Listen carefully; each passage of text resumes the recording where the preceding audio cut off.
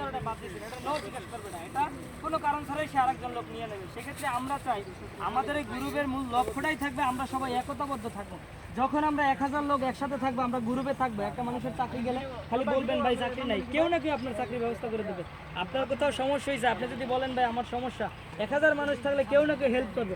আমরা চাই কোনো একটা ড্রাইভারের হঠাৎ যদি চাকরি যায়, তা আমরা যদি 1000 মানুষ থাকি, আমরা 10 টাকা করে দিলেও 20,000 টাকা হয়ে যাবে। একটা মানুষের হঠাৎ করে চাকরি গেলে আমরা তাকে বহন করতে পারবো।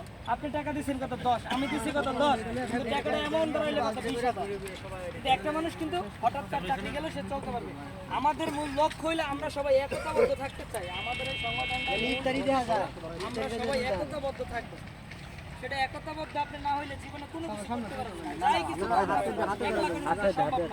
দশের লাঠি একের বোঝা, উপদেশটা আমি উপদেশটা কোনো কাজ হবে না। আমি উপদেশটা একলা বলে থাকবো কোনো লাভ নেই। আপনারা যদি থাকেন তাইলে এই সংগঠন